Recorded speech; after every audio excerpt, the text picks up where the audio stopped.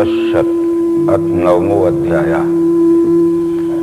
अब भगवत गीता का राजविद्या राजगुह योग नाम का नवा अध्याय प्रारंभ करते हैं। इसके पहले हमने 7वें और 8वें अध्याय पे जो प्रकाश डाला था उसमें ये विश्व ही विश्वरूप परमात्मा है, इसका प्रयोग से स्पष्टीकरण था, परंतु एक दो बार के समझाने में ठीक से निश्चय स्थिर नहीं हो पाता है, इसलिए पुनरावृत्ति उसकी करना पड़ती है।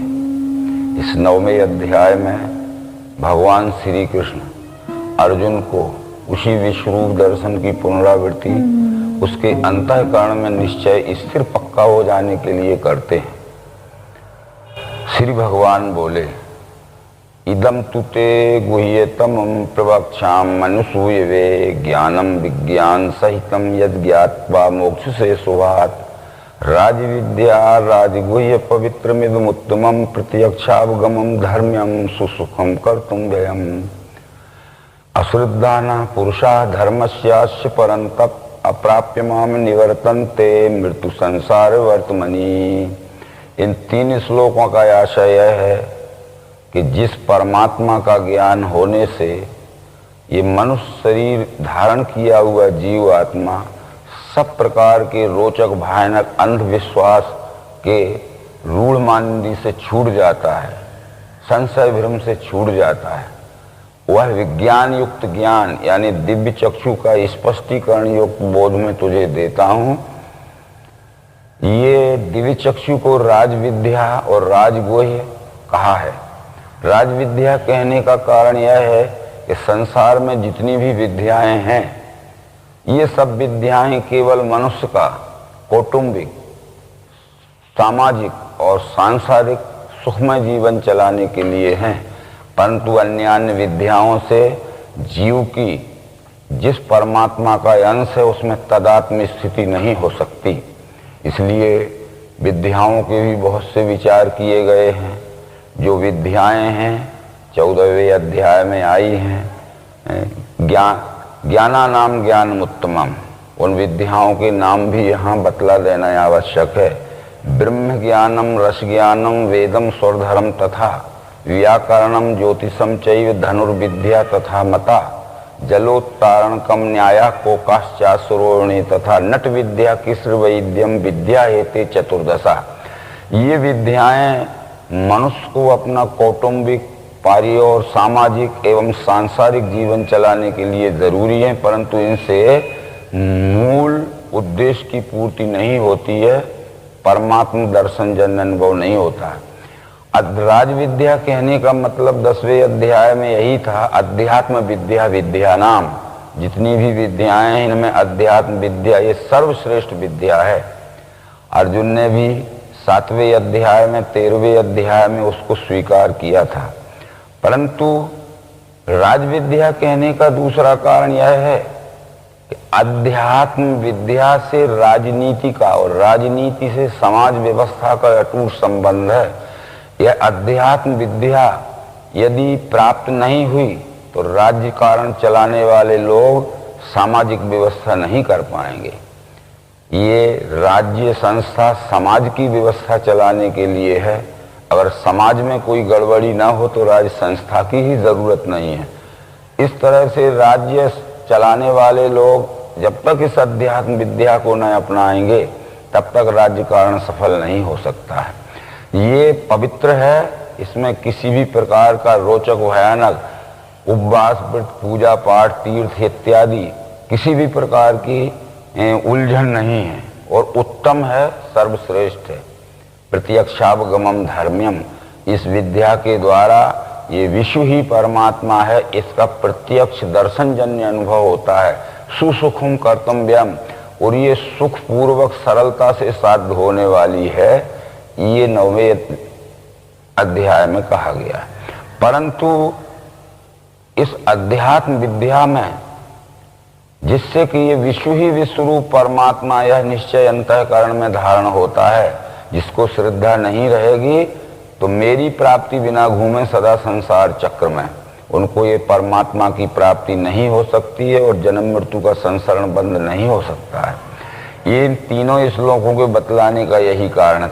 निष्कर्ष इसका ये है, ये विश्व ही विश्वरूप परमात्मा है। यह दिव्य दृष्टि योग के द्वारा प्रत्यक्षीकरण की युक्ति से मिलान करके देखने पर अपने अंतःकरण में धारण हो जाना ही धर्म है और फिर तदनुसार अपने स्वकर्म द्वारा यथोचित सेवा में व्यवहार होना ही हमारा कर्माचरण है। ये भगवत गीता ब्रह्म विद्या के अपरोक्ष अनुभव का कर्मयोग शास्त्र है। जो कुछ कहा था वो इस चौथे श्लोक में कृष्ण जी कहना चाहते हैं। वो कहते हैं, मया तत्मिदं सर्वं जगत व्यक्त मूर्तिना मतिस्थानि सर्वभूतानि न चाहं तेषु वस्थिता न च मतिस्थानि भूतानि पश्चिमे योगमेश्वरम भूत भृन्न च भूतस्थो ममात्मा भूत भावना। इन श्लोकों से आशय है कि निराकार रूप से विश्व रूप परमात्मा ने ही इस संपूर्ण साकार जगत को धारण किया है। ये कोई भी सृष्टि का चराचर जीव परमात्मा से अलग नहीं है। परमात्मा किसी भी चराचर सृष्टि के अंश स्वरूप जीव से अलग नहीं है, परंतु मैं इनमें रहता नहीं जो कहने का आशय था, ये परमात्मा के आधार पर संपूर्ण सृष्टि है, सृष्टि के आधार पर परमात्मा नहीं है। जैसे कुछ विचारज्ञों ने उदाहरण दिए हैं कि जब पानी भरा रहता है तो उस पर जो लहरें उठती हैं, बबूले उठते हैं, भंवरे पड़ते हैं, तो ये पानी के आधार पर ही लहरें उठती हैं, बबूले उठते हैं, भंवरे पड़ते हैं। तो यदि पानी ना हो तो लहर भी नहीं रह सकती है, बबूले भी नहीं रह सकते, पर लहर और बबूले ना रहें तब भी पानी रह सकता है। इसलिए परमात्मा यदि नहीं है तो ये चराचर सृष्टि नहीं रह सकती है, परंतु चराचर सृष्टि ना भी रहे तो भी विश्वरूप परमात्मा रह सकता है। इस तरह अधिष्ठान और आधारित दृष्टि से कहा है कि ये सब सृष्टि मेरे आधार पर है, मैं इनके आधार पर नहीं हूं। इस 6वें नंबर के श्लोक में कृष्ण कहते हैं कि जैसे सर्वत्र संचारी वायु आकाश में रहे, वैसे सदैव मेरे में स्थित हैं भूत जान तुम।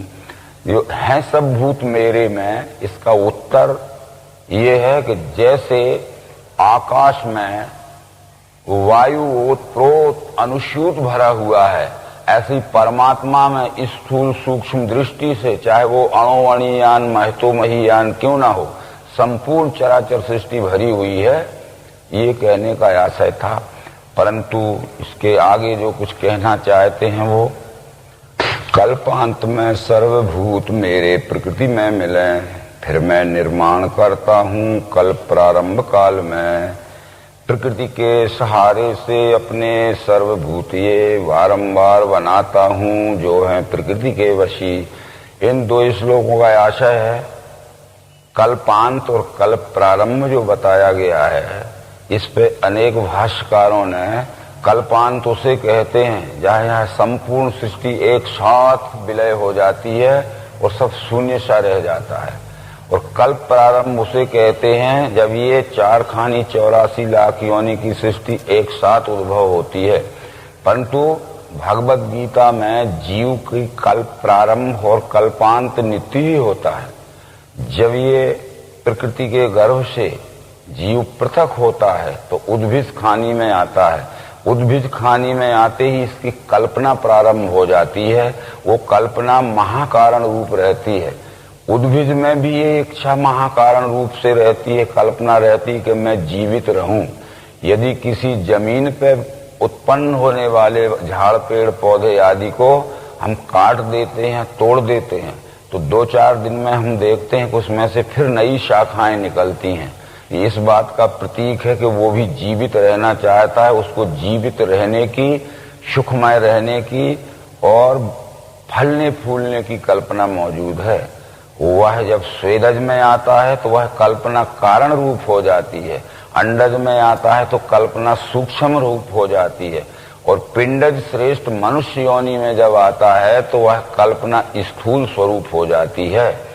मनुष्य में परमात्मा जानने की ये मूल स्वरूप जानने की कल्पना होती है, तत्वदर्शी सद्गुरु से विश्व ही परमात्मा है, अंशंसी भाव से अपने से, ये निश्चय होते ही कुछ समय उसका मनन करने के बाद निधिध्यास होकर और आस्तिक अवस्था प्राप्त हो जाती है, यानी एक कल्पना का अंत ही हो जाता है।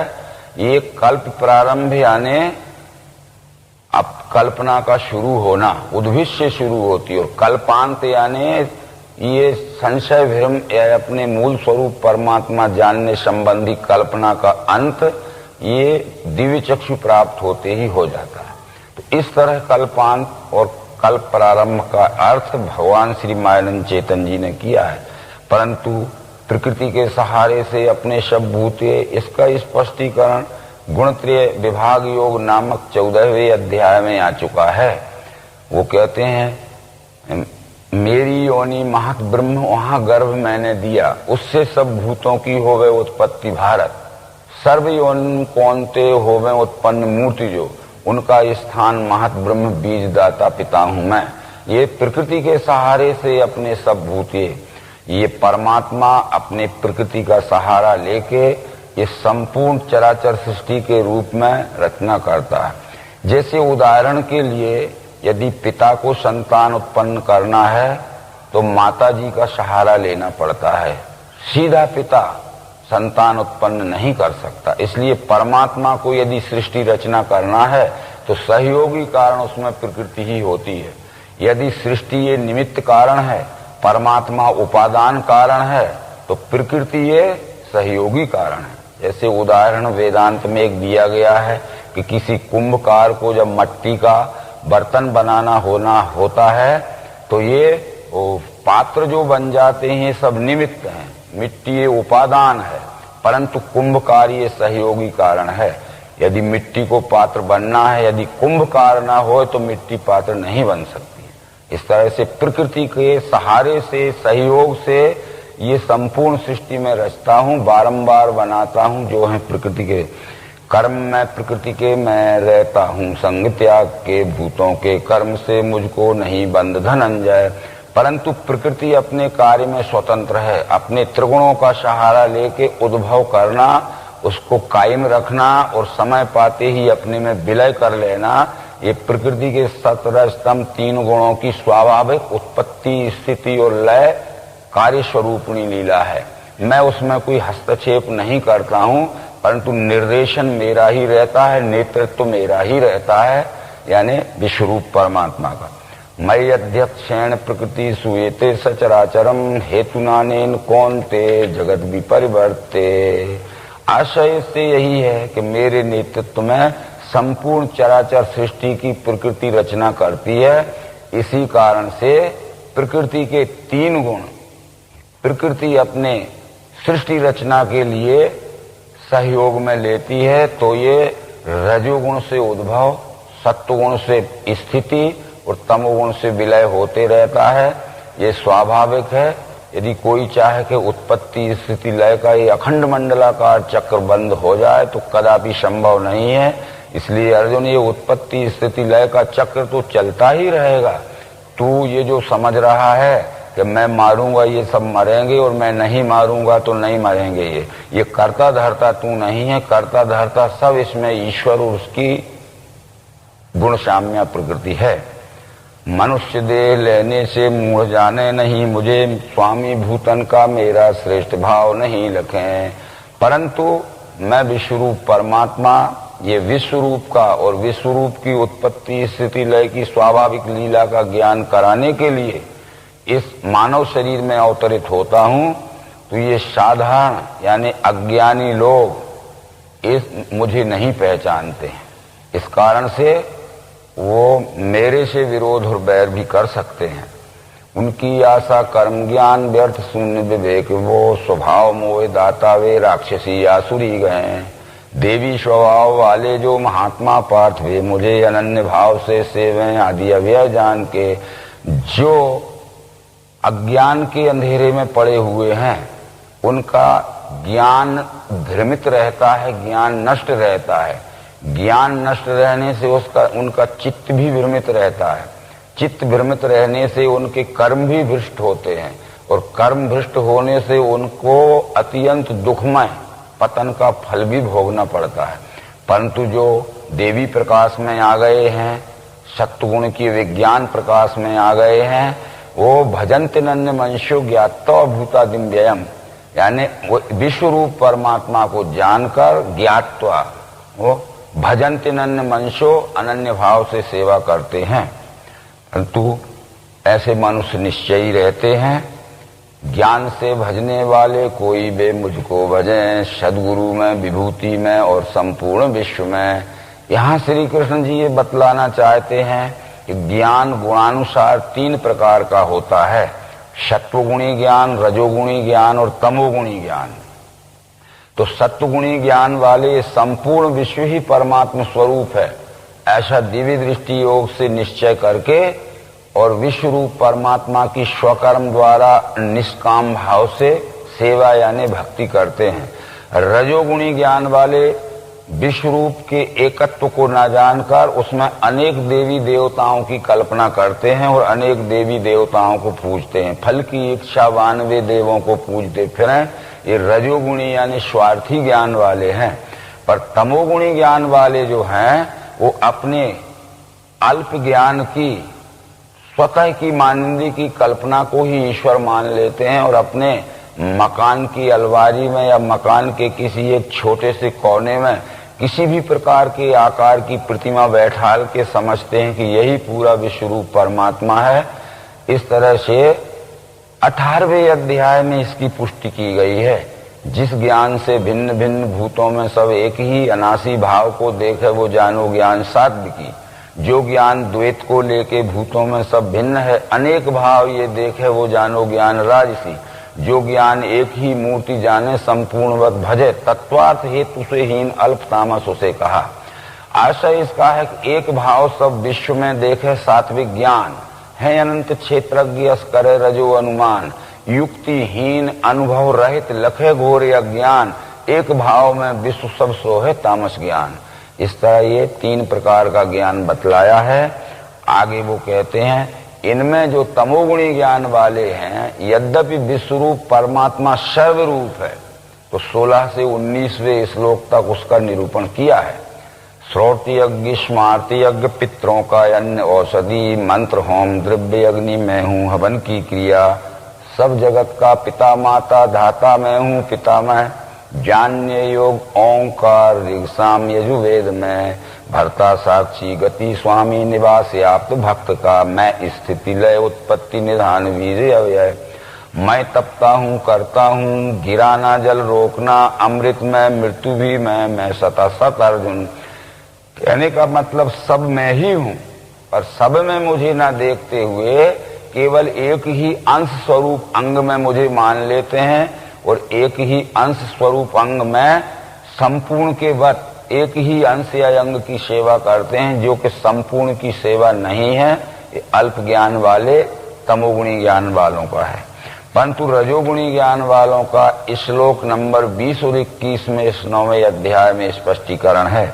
वेद ज्ञाता सोम पीपाप धोए, यज्ञ द्वारा स्वर्ग को मांगते हैं, उस पुण्य से स्वर्ग मिले वहां वे हैं भोगते भोग सुदेवतों के, वे उस भारी स्वर्ग का भोग लेके चुकते ही पुण्य लौटे यहाँ ही।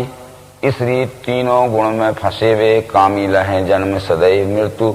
वेदों का पाठ करते हैं, वेदों में अनेक प्रकार के यज्ञ आदि कर्म करने से अनेक लोकों का सुख मिलता है। विष्णु महायज्ञ किया तो उससे विष्णु लोक का सुख मिलेगा, रुद्र महायज्ञ किया तो रुद्र लोक का सुख मिलेगा, वैकुंठ का सुख मिलेगा, इंद्र लोक के वैभव का सुख मिलेगा। इसलिए अनेक प्रकार के यज्ञ करते हैं और उस स्वर्ग की सुख की कामना से करते हैं। यदि वो उनके यज्ञ आदि कर्म निर्विघ्नता पूर्वक सफल हो गए तो उनको उस लोक का सुख भी मिल जाता है। परंतु क्षीणे पुण्य मृत लोके वसंती, परंतु जब वो पुण्य क्षीण हो जाता है तो जहां के तहां ढकेल के उनको फिर गिरा दिया जाता है। इसलिए कामी या स्वार्थी लोग अनेक बार उन सुखों को पाके और उससे फिर वंचित हो जाते हैं, फिर प्रयत्न करते हैं, फिर वंचित हो जाते हैं। इनका ये सुख दुखमय जीवन सदैव चलता रहता है। वो परम सुख शांति के स्थान को नहीं पहुंच सकते जो कि परमात्म स्वरूप में पहुंच जाना है। परंतु सत्वगुणी का वर्णन इस श्लोक नंबर 22 में है। अनन्य चिंतन से जो मेरी करते हैं उपासना, ऐसे नित्य युक्तों का करता हूं योगक्षेम में। अनन्य चिंतन से जो ये विश्व रूप की उपासना करते हैं उनका योगक्षेम में चलाता हूं। अब योगक्षेम शब्द जो आया है इसका मतलब है कि जब विश्व रूप के प्राणी मात्र के रूप में दिखने वाले विश्व रूप की निष्काम भाव से स्वकर्म द्वारा जो सेवा या भक्ति करते हैं तो उनके योगक्षेम को स्वयं विश्व रूप चलाता है। इसका व्यवहारिक विचार अगर किया जाए तो हम सबको सुख शांति पहुंचाने के लिए हमारे स्वकर्म के द्वारा जब सेवा करते हैं तो ये सब हमारे भी सुख शांति की पूरी फिक्र रखते हैं, पूरी चिंता रखते हैं। तो योग कहते हैं अप्राप्त वस्तु की प्राप्ति करा देना। जो वस्तु हमें प्राप्त नहीं है और हम निष्काम भाव से सेवा में लगे हैं तो हमें चिंता न होते हुए वस्तु हमारे पास आ जाती है। क्षेम कहते हैं प्राप्त वस्तु का रक्षण। यदि हमारी किंचित भी लापरवाही या सावधानी हो जाती है तो भी वो प्राप्त वस्तु की रक्षण होती ही रहती है। और प्राप्ति के लिए चिंता नहीं होने देता। तो ये तीनों देव उसका हमेशा सहयोग करते हैं। अप्राप्त वस्तु की प्राप्ति कर देना ये रजोगुणात्मक ब्रह्मा का काम है। प्राप्त वस्तु का रक्षण करना ये सत्वगुणात्मक विष्णु का काम है। और प्राप्ति में चिंता ना होने देना, चिंता का संहार करना ये शंकर का काम है। करे न चिंता भक्तमम योगक्षेम की ने। इस तरह से वो चिंता नहीं करता है। ऐसे बहुत से विचार पुराणों में आए हैं कि भोजन आच्छादने चिंता वृथा कुर्वन्ति वैष्णवा एवशो विश्वम्भरो देवा सभक्तान क्यों पेक्षते। परंतु जब हम गृहस्थ के व्यवहार पक्ष में लेते हैं तो अवश्य ही व्यवहार पक्ष में इस योगक्षेम का विचार करना पड़ेगा। योग नाम पुरुष का है और क्षेम नाम उसकी अर्धांगी पत्नी का है। पुरुष दिन भर में कमा के लाता है और घर में योग करता है और उस घर में आए हुए धन का जो योग होता है तो क्षेम यानी कुशलता पूर्वक पत्नी रक्षण करती है।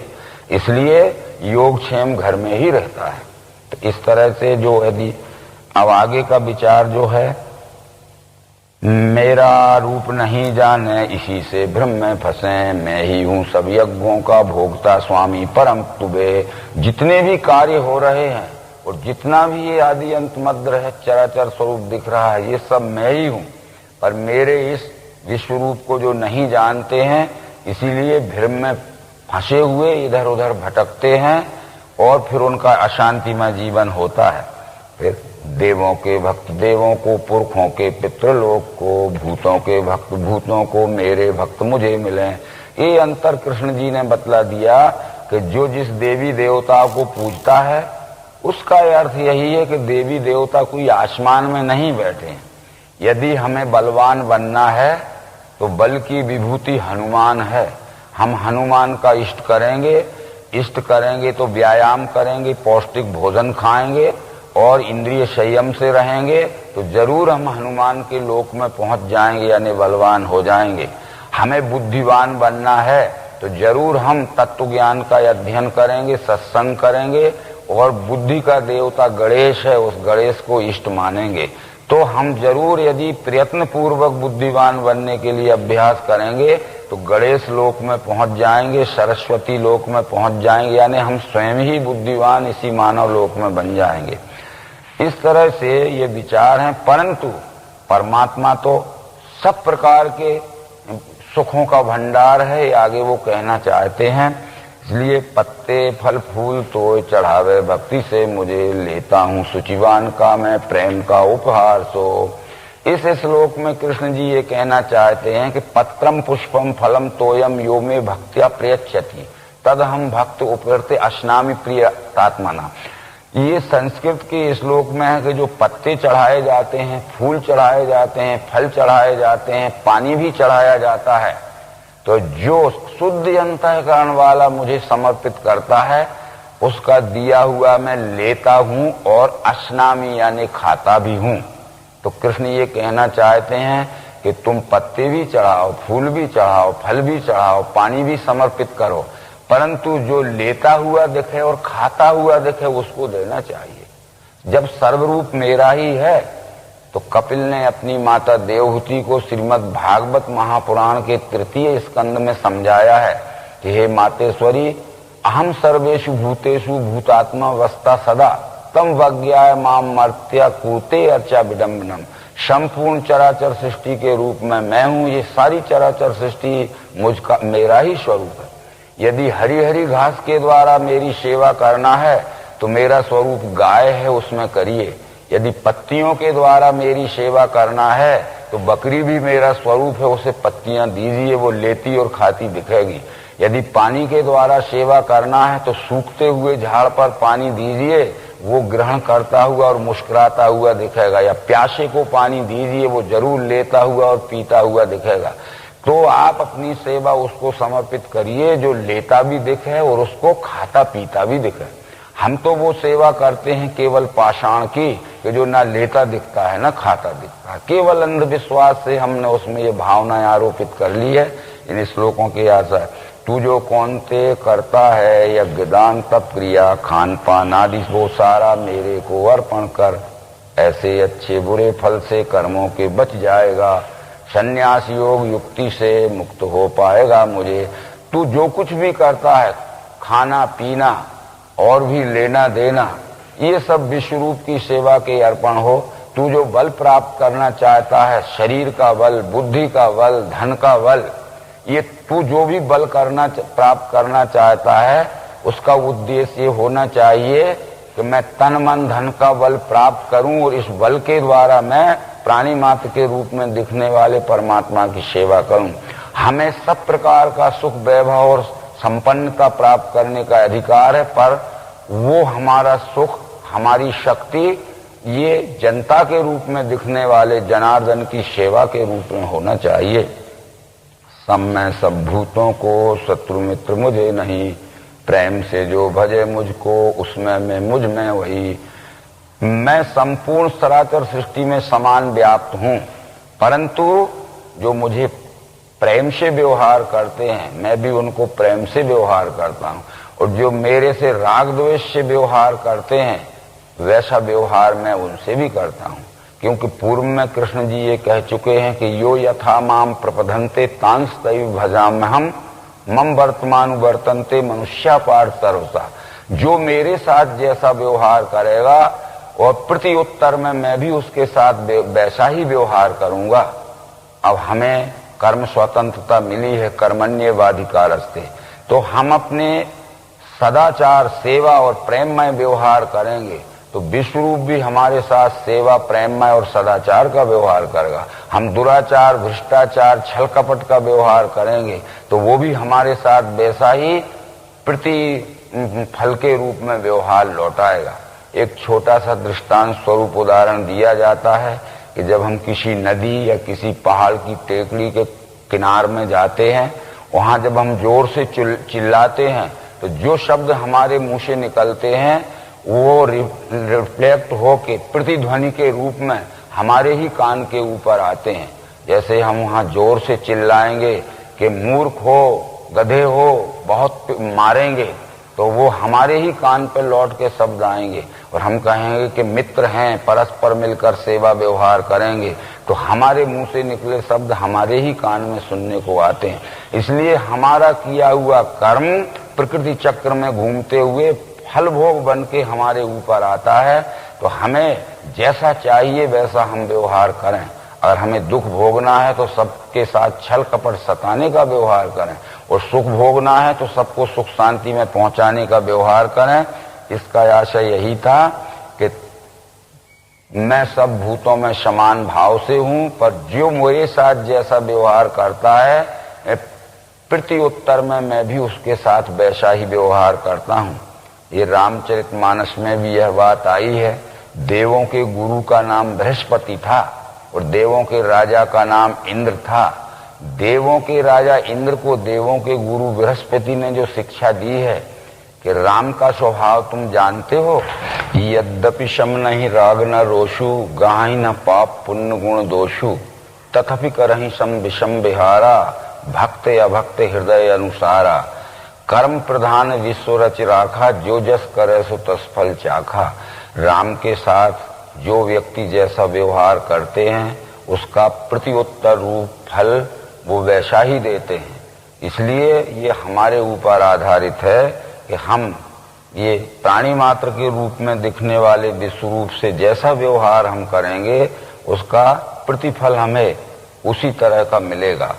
ये आगे चल के प्रेम से जो भजे मुझको उसमें मैं मुझ में वही, अगर हम प्रेम पूर्वक व्यवहार करेंगे तो हमारे साथ भी प्रेम का व्यवहार करेगा। ये सामान्य व्यवहार में, जागतिक व्यवहार में भी हम देखते हैं कि हम किसी से प्रेम का व्यवहार करते हैं तो वो हमारे साथ में भी प्रेम में व्यवहार करता है। हम किसी से द्वेष का व्यवहार करते हैं तो वो हमारे साथ भी द्वेष का व्यवहार करता है। यद्यपि है दुराचारी एक दृष्टि भजे मुझे, तो उसको साधु ही जानो क्योंकि वह सत पा चुका। होवे त्वरित धर्मात्मा स्थायी शांति मिले उसे, कौन ते ध्यान में लेना मेरा भक्त नहीं गिरे। इन श्लोकों से कृष्ण जी ये कह रहे हैं भगवत गीता में दुराचारी शब्द कोई बुरा नहीं आया है। मिथ्याचारी, व्यभिचारी, भ्रष्टाचारी, दुष्टाचारी ये अलग अलग शब्द हैं जिनके अलग अलग अर्थ होते हैं। दुराचारी का अर्थ होता है कि जिसको परमात्म निश्चय तो हो गया है परंतु अभी सेवा के आचार से जो दूर है, यानी सेवा नहीं कर पा रहा है परंतु भ्रष्टाचार भी नहीं कर रहा है, इसलिए दूर है सेवा के आचार से, वह है दूर आचारी। तो उसके कुछ पूर्व संस्कार ऐसे हैं कि जो अभी सेवा में प्रवृत्त नहीं होने देते हैं परंतु उसका भ्रष्टाचार, दुष्टाचार छूट गया है। तो होवे त्वरित धर्मात्मा स्थायी शांति मिले उसे। पूर्व के जो संस्कार बाधक रहते हैं सदाचार युक्त सेवा में संलग्न करने के लिए, वो संस्कार क्षय होते ही शीघ्र ही वो धर्माचरणी हो जाता है। कौन ते ध्यान में लेना मेरा भक्त नहीं गिरे। जो एक बार जिसको विश्व रूप का निश्चय हो चुका है तो इस बात को अर्जुन ध्यान में रखना कि उसका कभी भी अधपतन नहीं हो सकता है। ये बतलाते हुए मेरे आश्रय से पार्थ पापी चांडाल आदि भी स्त्रियां वैश्य सूर पाते हैं श्रेष्ठ वो गति। कृष्ण जी ने कहा कि मेरे समय में भी ये जातीय विषमता बहुत बढ़ गई है। लोग पापियों को, चांडालों को, अछूतों को, स्त्रियों को भक्ति के अधिकार से वंचित कर दिया गया है। जब इस तरह का समय आता है ये मानव जगत में कि स्त्रियों को वेदों में, भक्ति में अधिकार नहीं है, पापियों को, चांडालों को, अछूतों को भक्ति में और वेदों के पठन पाठन का अधिकार नहीं है, अधिकार से वंचित कर दिया जाता है, तभी ये धर्म गिलानी का एक दृश्य स्वरूप ये दिखता है।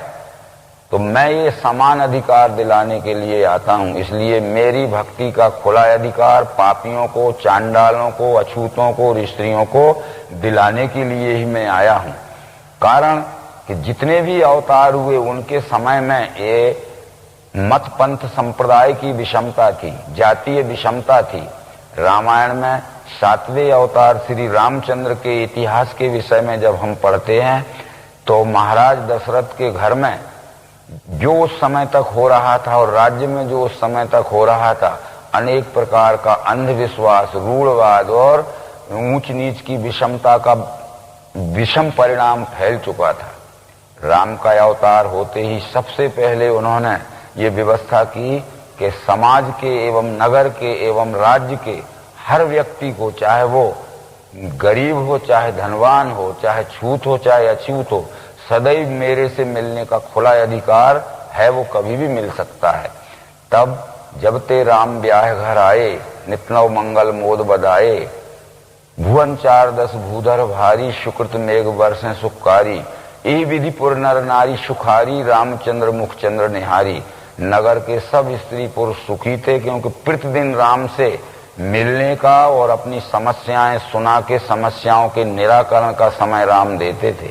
इसके बाद जब राम का वनवास हुआ तो सबसे पहले उन्होंने उस स्थान में अपना निवास स्वीकार किया कि जहां ऊंची जाति के जातीय अभिमानी लोग जिनको छूते नहीं थे और दक्षिण की ओर से रक्ष संस्कृति का प्रचारक रावण बलात् तलवार के बल पर धर्म परिवर्तन कर रहा था। वो कोल, किरात, निषाद, बानर, भालू, वृक्ष आदि अछूत लोग थे। तो ऊंच नीच मध्यम नर नारी, लहाई दरस निज निज अनुहारी, सावधान सभी सन्मान ही, सकल सराहत कृपा निधान है। ऊंच नीच मध्यम, स्त्री पुरुष, छूत अछूत सब राम से मिलने आते थे। सावधानी से राम सबका आदर करते थे, इसलिए राम की सब प्रशंसा करते थे। इसके बाद भी राम के छोटे भाई अनुज भरत और राम के कुरुकुल वशिष्ठ जो राम से मिलने जब चित्रकूट में गए थे, तो लोक वेद सब भांतहु नीचा, जासु छाह सोह ले वहीं सींचा, ते भर अंक राम लघु भ्राता, मिले सकल परिपूरत गाता। जिनको जाति अभिमानियों की छाया पड़ने पर भी छूत लग जाती थी, ऐसे अछूत लोगों को भरत और राम के कुलगुरु वशिष्ठ गले से गला लपेट के मिले, उनको छुआछूत नहीं लगी। उन अछूत लोगों ने भरत और वशिष्ठ को जो उपहार में भोजन दिया था, बड़े प्रेम से खाया। उनकी गरीबी की ओर देखकर उनका मूल्य चुकाने लगे भोजन का। तो दे मोल बहु मोल न लेही, फेरत राम दुहाई देही। तो ये भी एक अवतार लेने का कारण होता है कि मानव मानव सब समान हैं। किसी जाति में पैदा होने से कोई ऊंचा नहीं होता है, कर्म से मनुष्य ऊंचा होता है। यदि जाति में पैदा होने से ऊंचा होता तो रावण उत्तम कुल का ब्राह्मण था, परंतु कर्म निकृष्ट होने से उसको सपरिवार वध का दंड मिला। और शौरी, निषाद आदि जाति में नीचे थे, परंतु उनके कर्म अच्छे थे, सदाचारी थे, जनसेवी थे। तो रामचंद्र जी ने शौरी के, जुठेवेर और निषाद का दिया हुआ भोजन खाया। इस तरह से ये बात जरूर है कि मेरे आश्रय से पार्थ, पापी, चांडाल आदि भी स्त्रियां, वैश्य और शूद्र पाते हैं श्रेष्ठ वो गति। यदि हम पापियों को, चांडालों को, अछूतों को अपने पास बुला के न बैठा लेंगे, उनके कुसंस्कार जो हैं उनको हम अच्छे संस्कार नहीं डालेंगे, तो वो सुसंस्कृत ना हो पाएंगे। हम उनको अवश्य बुलाया करें, क्योंकि राम और कृष्ण बुलाते थे और उनमें सुसंस्कार डालते थे। एक एक दो दो संस्कार यदि उनमें अच्छे रोज आते हैं तो वो सुसंस्कृत हो जाते हैं। उनका पाप और दुराचार छूटकर और सदाचार और सेवावृत्ति उनमें स्वयं आ जाती है। फिर क्या बात पुण्यात्मा विप्र क्षत्रिय भक्त की, अनित्य मृत्यु भूमि में आया है वस्तु मुझे। फिर जो भक्त लोग हैं और जो ऊंचे उठे हुए लोग हैं, उनको उठाने का तो प्रश्न ही नहीं है। जो गिरे हुए लोग हैं उनको उठाने के लिए मैं आता हूं। इसलिए ये अवतार का या भगवान का एक नाम पतित पावन भी है। पतित कहते हैं जो गिर चुके हैं या समाज ने जिनको गिरा दिया है, सामाजिक बहिष्कार कर दिया है, उनको सामाजिक स्थान दिलाने आते हैं। राम का राज्य जब हो गया था तब भी हम ये राम राज्य में पढ़ते हैं, वैर न कर काहूषण कोई, राम प्रताप विषमता कोई। राम के राज्य में किसी से कोई वैर भाव करने वाला नहीं था, क्योंकि राम ने अपनी राज्य व्यवस्था के प्रभाव से विषमता दूर कर दी थी। और ये विषमता दूर जब ही हो सकती है और समता की स्थापना जब ही हो सकती है कि बिन विज्ञान की समता आवे, कोई अवकाश की न विन पावे। भगवत गीता भी इस बात को प्रतिपादित करती है कि समम सर्वेषु भूतेषु तिष्ठन्तम परमेश्वरम, विनश्यस्य विनश्यन्तम या पश्यति सा पश्यति। व्याप्त है सम सर्वत्र परमात्मा, यह देख के ये आत्म प्रेम नहीं त्यागे वो पावे परम गति। जिसको सब में व्यापा हुआ परमात्मा प्रत्यक्षीकरण में दिखाने की युक्ति दिव्य दृष्टि से दिख जाता है, तो उसका ये विषमता का भेद मिट जाता है। ये बातें वेदों में भी आई हैं। आयुर्वेद के 40वें अध्याय का नाम ईशावास उपनिषद है। उसमें परमात्मा स्वरूप की पहचान कराई गई है कि कैसे वो कहाँ है और कैसे जाना जाए। तदे जति तन्ने जति तद्दूरे तदवंत के तदंतरस सर्वस्व तत्सर्वस्याश्वायता। वह हिलता चलता भी है, स्थिर अचल भी है, वह दूर भी है, पास भी है, वह सबके भीतर भी है, सबके बाहर भी है। उसका नाम है परमात्मा। यस्मिन् सर्वाणि भूतानि आत्मन्येवानुपश्यति।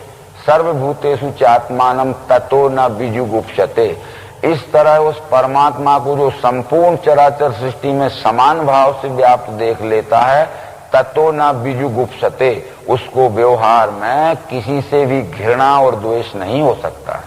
जिसने सब में व्याप्त परमात्मा को नहीं देखा है, वह व्यवहार में जरूर छुआछूत, ऊंच नीच की द्वेष और घृणा करेगा। यदि हम इस घृणा में फंसे हुए हैं तो उस जिससे हम घृणा करते हैं, जिससे छुआछूत का द्वेष करते हैं, उसमें परमात्मा नहीं है, ऐसा हमारा अल्प ज्ञान का ही कारण है, इसलिए हमारा वो व्यवहार नहीं सुधरता। साथ साथ ये बात अब आगे जो भक्त हैं और जो ऊंचे स्थान में पहुंच गए हैं, उनको उठाने नहीं मैं आता हूं, वो तो स्वयं ही उठे हुए।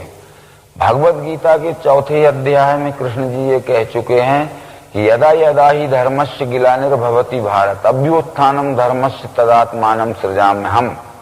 इससे आशा है अभ्युत्थानम अधर्मस्य, इस शब्द की ओर ज्यादा विचार करना है। अभ्युत्थान कहते हैं, उत्थान कहते हैं उठने को, और अधर्म कहते हैं अधर्म को।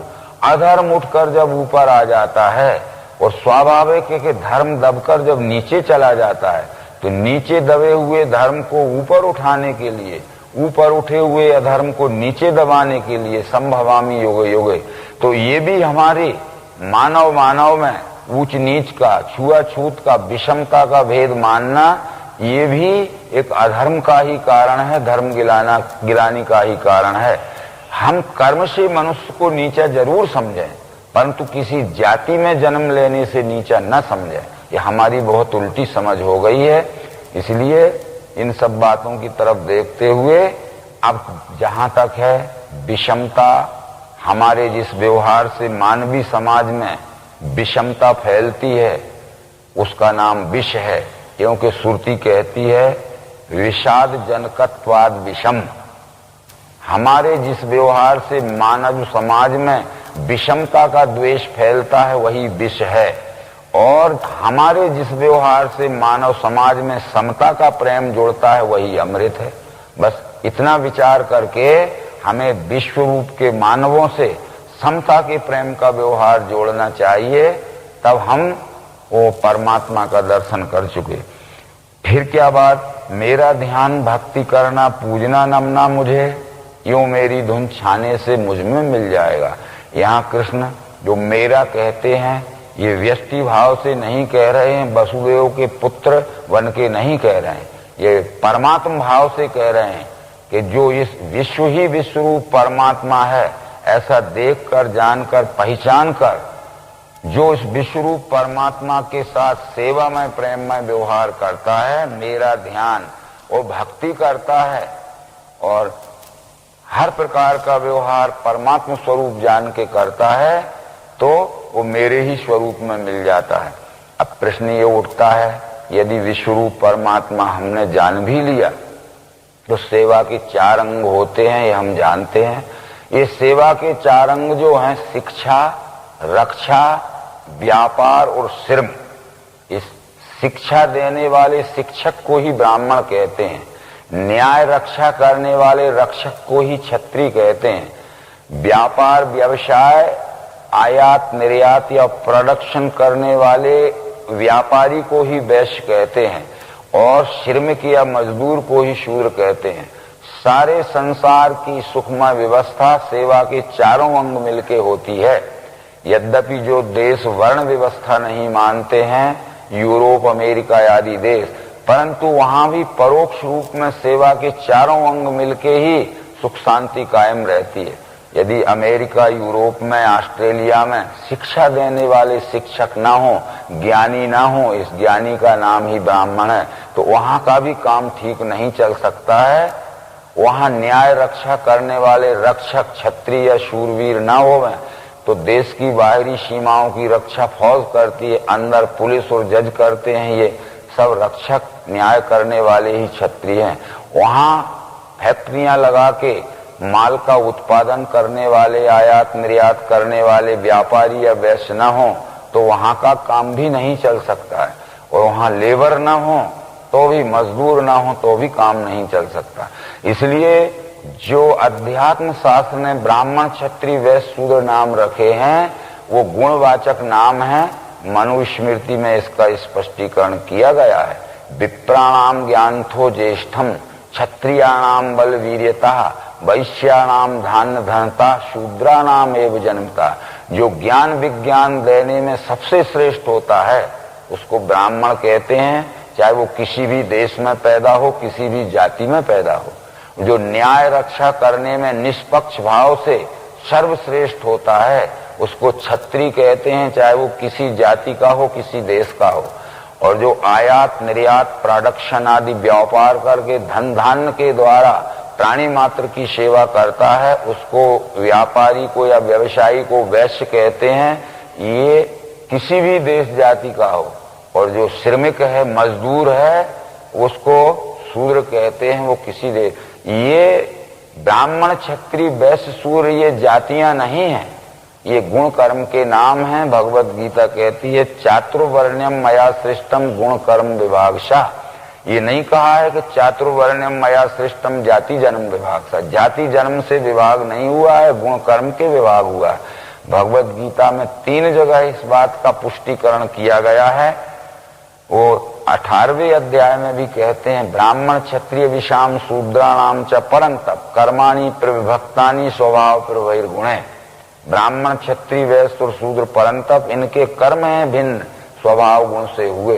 ये ब्राह्मण क्षत्रिय वैश्य और शूद्र गुणानुसार इनके कर्म अलग अलग हैं और ये स्वभाव गुण से ही इनके कर्म होते हैं। जो सम दम तप शांति शौचार्य ज्ञान विज्ञान आस्तिक से सेवा करता है उसके जाति का संबंध नहीं हुआ ब्राह्मण है। आदि शंकराचार्य ने भी वेदांत में और महामुनि व्यास ने भी पुराणों में इसकी पहचान बतलाई है। वो कहते हैं सात्विको ब्राह्मणा प्रोक्ता क्षत्रियस्तु रजोगुणा रजोतमस तथा वैश्या शूद्र एव तमोगुणा। यानी सत्व गुण का नाम ही ब्राह्मण है, रजोगुण का नाम ही क्षत्रिय है, मंद रजोगुण का नाम ही वैश्य है और तमोगुण का नाम ही शूद्र है। ये इन गुणों के ही नाम वर्ण है और वर्ण का नाम ही गुण है। परंतु इस विषय में भगवत गीता के पूर्व अध्यायों में हम कह चुके कि तत्व विश्व महाबाहु गुण कर्म विभागयो गुणा गुणेषु वर्तन्ते इति मत्वा न सज्जते। गुणों का कर्म का भेद तत्वविद सत्य हेलक है। जो मनुष्य तत्वविद हो जाता है यानी तत्व ज्ञानी हो जाता है वो कौन सा गुण कौन से कार्य में कुशलता पूर्वक सफल होता है ये वो जानता है। तो यानी कर्म से हम गुण की पहचान करते हैं और गुण से वर्ण की पहचान होती है। इसलिए कर्म करता हुआ दिखे यदि से ज्ञान विज्ञान आस्तिक के तो वो सत्वगुण प्रधान है और जो सत्वगुण प्रधान है वो ब्राह्मण है, वो किसी भी जाति में पैदा। यदि हमारे ऋषियों का पूर्व इतिहास देखें ये यहाँ बतला देना बहुत जरूरी है। रामचंद्र जी के कुलगुरु वशिष्ठ थे। महाभारत के आदि पर्व में लिखा है गणिका गर्भ संभूतो वशिष्ठ महामुनि तपसा ब्राह्मणा जाता संस्कारस तत्र कारणम। मेनुका वैश्या से उत्पन्न हुए पुत्र रामचंद्र जी के कुलगुरु वशिष्ठ हैं, पर तपसा ब्राह्मणा जाता ब्रह्मदेव के गुरुकुल में उन्होंने 5वीं श्रेणी की विद्या उत्तीर्ण की थी। जो गुरुकुल में 5वीं श्रेणी की विद्या उत्तीर्ण करता है उसको ब्रह्म ऋषि की डिग्री मिलती है, वो ब्रह्म ऋषि का डिग्री होल्डर होता है। और जो ब्रह्म ऋषि की उपाधि प्राप्त करता है वो राजा का कुल गुरु बनने का अधिकारी हो जाता है। जब ये ब्रह्म ऋषि की उपाधि प्राप्त कर चुके वशिष्ठ तो ब्रह्मदेव ने कहा कि राजा दशरथ के घर में कुल गुरु की जगह खाली है, वहां आपको जाना है। तो वशिष्ठ ने कहा था कि मैं दशरथ के राज्य में नहीं जाऊंगा क्योंकि वहां अनेक प्रकार के अंधविश्वास और कुरीतियों का वातावरण फैला हुआ है। तब ब्रह्मा ने कहा था कि ब्रह्म ऋषि का कर्तव्य है कि राज्य की कुरीतियां और अंधविश्वास को दूर करे और सत्य ज्ञान का प्रकाश करे, इसीलिए तुम्हें अपॉइंट किया जाता है वहां। जब न लेऊं तब ही विधि मोही कहा लाभ आगे सुत होई। वशिष्ठ ने ब्रह्मा की आज्ञा का पालन किया और राजा दशरथ के कुल गुरु के पद में गए और राज्य की व्यवस्था को संभाला। उसके परिणाम स्वरूप राम सुसंस्कृत यानी उत्तम कोटि के अवतार कोटि के जैसे पुत्र का आविर्भाव हुआ। तो इस तरह से जिन्होंने 18 पुराण लिखे और कुछ संकलन किया, वेदांत शास्त्र लिखा, उनको हम महामुनि व्यास कहते हैं। ये व्यास जी जन्म से जातो व्यासस्तु केवल तो स्वपचस्तु पाराशरा, ये कुमार अवस्था में ढीवर की पुत्री से उत्पन्न हुए पुत्र हैं। परंतु यदि कोई कहे कि ये स्त्री किसी भी जाति की हो, पिता की जाति प्रधान मानी जाती है, तो भारत के आदि पर्व में लिखा है कि स्वपचस्तु पाराशरा, जिस पाराशर पिता से पैदा हुए वो पाराशर भी स्वपच था और माता भी ढीवर की लड़की थी, और कुंवार अवस्था में पैदा हुए वो आज भगवान व्यास के नाम से पूजे जा रहे हैं। इसलिए ऐसे अनेक प्रकार प्रमाण हैं। भृगु भीलनी का पुत्र था, कुंभज कुम्हार का पुत्र था। कुंभज इसलिए कहते हैं, कुंभ कहते हैं घड़े को, और जा कहते हैं जन्म को। जो घड़े को बनाता है, घड़ा बनाने वाले के घर में पैदा हुआ पुत्र कुंभज है। ये सारा इतिहास महाभारत में लिखा हुआ है। इसलिए जाति से कोई नीचा नहीं होता है, गुण कर्म से यदि वो ठीक नहीं चलता है तो नीचा होता है। तो ये विचार हम सब जब देखते हैं तो आज हम जाति से ही नीचा मानने लगे हैं। और ये तप आदि जो वर्णन आया है पुराणों में, तो तप क्या है? हम कहते भूखे प्यासे रहना तप है, धूप में बैठना तप है, या कहीं एक पांव से खड़े रहना तप है, या ये बबूल के तेज नुकदार कांटे के ऊपर सो जाना तप है। ये तप नहीं है। तप कहते हैं ता पा, ये शब्द जो हैं शॉर्ट फॉर्म पे बने हुए हैं। ता का अर्थ है तत्व, पा का अर्थ है पहचान। तत्व पहचान के लिए जो अभ्यास किया जाता है उसका नाम तप है। ये श्रीमद् भागवत महापुराण के पहले स्कंद में ये विचार आए हैं। उधर ये विचार आया है कि ब्रह्मा को जब सृष्टि रचना की इच्छा हुई, परंतु सृष्टि रचना कैसे करूं उसकी समझ में नहीं आ रहा था। अधिक लंबे समय तक इस चिंतन को करते रहे वो। एक दिन उनके कान में ये शब्द सुनाई दिए, तप तप। उन्होंने सोचा ये तप क्या है? तब उसका अर्थ स्पष्ट आया कि ता का अर्थ है तत्व, पा का अर्थ है पहचान। तत्व पहचान के फिर सृष्टि रचना करना, तत्व को बिना पहचाने सृष्टि रचना मत करना। तो तत्व पहचान के ब्रह्मा ने सृष्टि रचना की।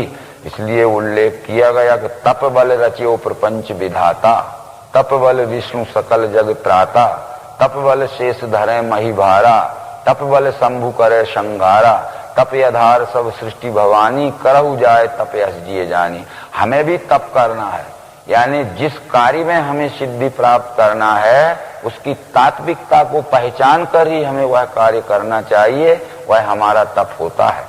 ऐसे बहुत से विचार हैं। इसके साथ साथ भी तप का मनुस्मृति में स्पष्टीकरण आया है। ब्राह्मणस्य तपः ज्ञानम, तपः क्षत्रियस्य रक्षणम, वैश्यस्य तु तपः पोषण, तपः शूद्रस्य सेवनम। अपने अपने स्वकर्म में कुशलता प्राप्त करने के अभ्यास काल को ही तप कहते हैं। हमें जिस कार्य में कुशलता प्राप्त करना है उस कुशलता प्राप्त करने के लिए हमें अभ्यास करना पड़ेगा। उस अभ्यास के पीरियड को, लर्निंग पीरियड को ही तप कहते हैं। तब बराबर उस कार्य में हमें सिद्धि मिल जाएगी। ये सब विचार तू जो कौन ते करता है यज्ञ दान तप क्रिया, खान पान आदि वो सारा मेरे को अर्पण कर। तू जो कुछ भी करता है अपना तन मन धन का की शक्ति बढ़ाने के लिए तुझे बढ़ाने का पूरा अधिकार है। पर तेरे में जो तन मन धन की शक्ति बढ़ेगी वो विश्व रूप की सेवा के लिए तेरी शक्ति का उपयोग होना चाहिए। विश्व रूप के शोषण के लिए, सताने के लिए उपयोग नहीं होना चाहिए। जो शक्ति प्राप्त करके विश्व रूप को शोषण करते हैं या सताते हैं वही तो राक्षस हैं, और जो शक्ति प्राप्त करके विश्व रूप की सेवा, सहयोग और प्रेम से व्यवहार करते हैं वही तो देव हैं। बस देवासुर में यही फर्क था। ऐसा समझाते हुए ये राज विद्या राज गुह योग नाम का 9वां अध्याय संपूर्ण हुआ। नर्मदे हर।